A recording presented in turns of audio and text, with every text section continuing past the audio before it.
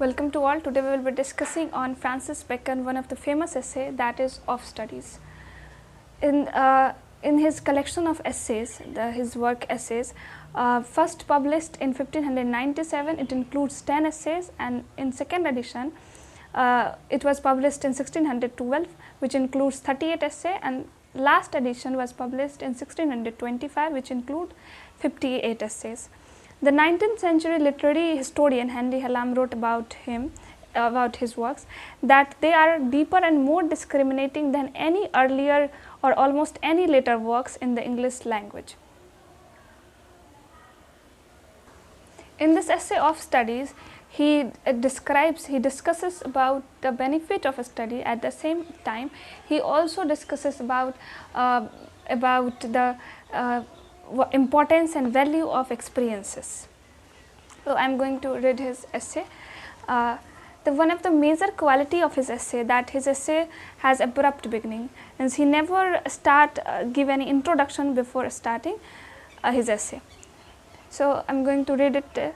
Studies serve for delight, for ornament and for ability. Their chief use for delight is in privateness and retiring, for ornament is in discourse, and for ability is in judgment and disposition of business. For expert men can execute and perhaps judge of particular one by one, but the general counsels and the plot of the marshalling of affair best comes from those that are learned.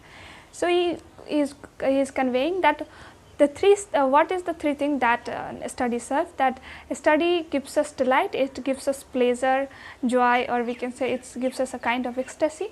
It's ornament, it ornaments something, and it gives us ability. Then he goes on elaborating one by one. He is conveying that a study, when a study can gives us delight, when we are in privateness, when we are alone. Privateness, he does not mean that when we are engaged in our cell phone and engaged in watching television.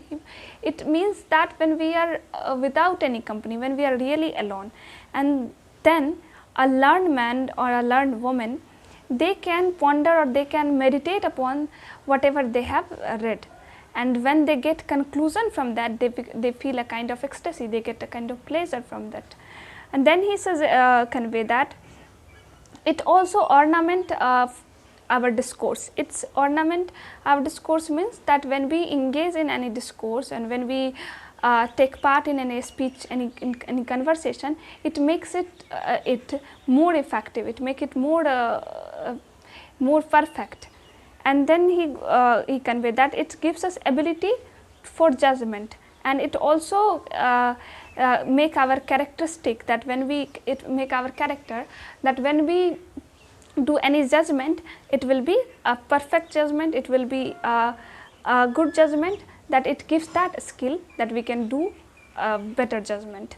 Then he convey that a man who has not read, who is not well read person, they can also do that, but they cannot arrange the things, they cannot marshalling affairs which come from those they are learned. They cannot arrange two things, they cannot make someone another to understand. To spend too much time in study is sloth, to use too much for ornament is affectation, to make judgment wholly by rules is a humor of a scholar. So, if someone is studying all the time, that is a character of a lazy person, that is a nature of a lazy person, and that is a nature of an idle person. So, it is conveying that studying all time is a sloth, is a kind of laziness, is a kind of idleness. To use too much for is for ornament. If someone is using for ornamentation, for using for show off, that is a kind of affectations.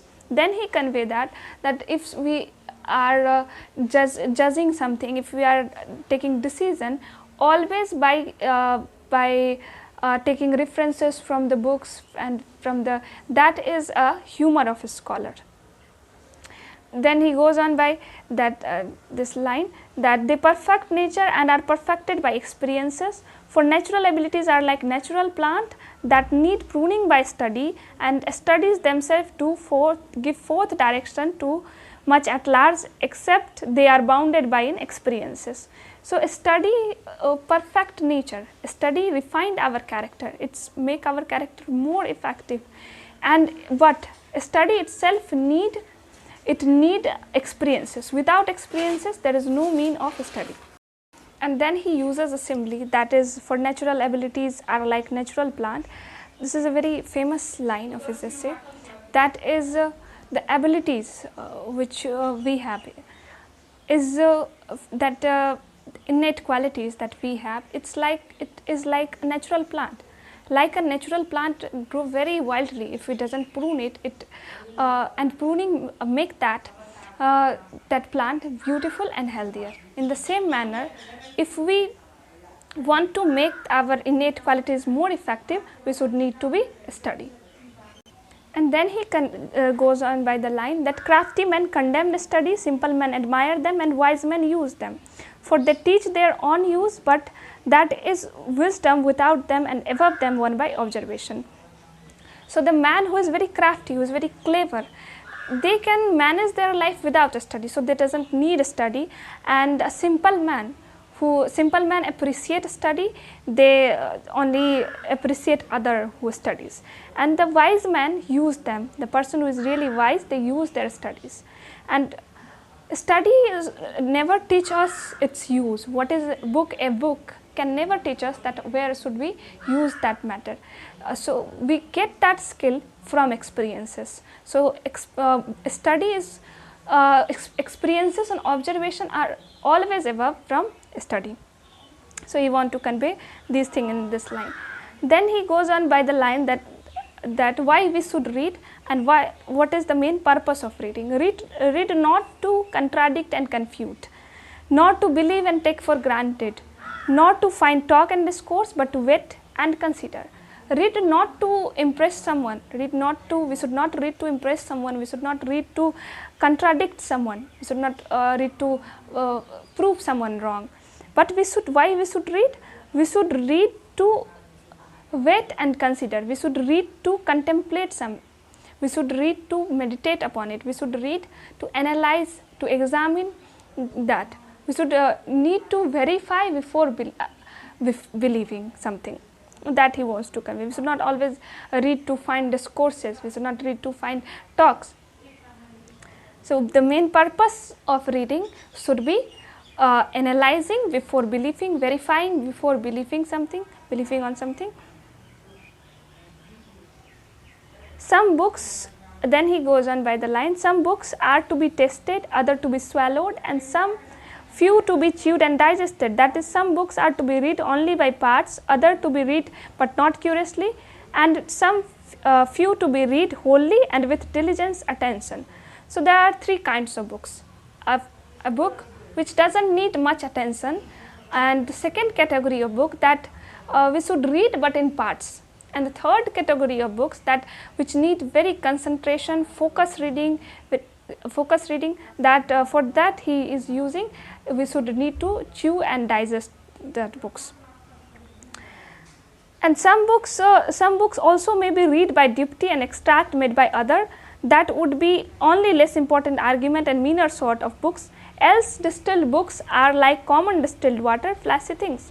So he is conveying that some books can be read by deputy. If someone is reading, we can listen it, and then that is enough for it. That, and then he is using a simile that some books which appears to us very clear, we should not have to concentrate and to meditate to understand that books are very attractive, but that is flashy, that is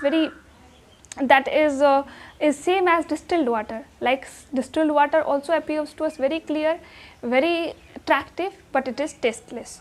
So the books which is in a form of notes and summary, that doesn't have that charm which a real book have, that doesn't have that potential that a real book have.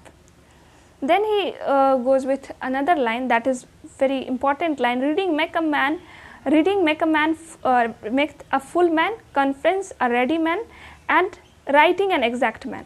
A person who read much, that person is very full, knowledgeful person. And conference, if a person who always engages in discourse and who give a speech, that is always ready to talk, that is always they are always ready to give a speech. And then he is conveying that writing make a man exact man, writing make an exact man. It means that when we write something, it makes our ideas clear and more effective to convey it. Then in the next line he goes that, and therefore if a man write little, he had need have a great memory.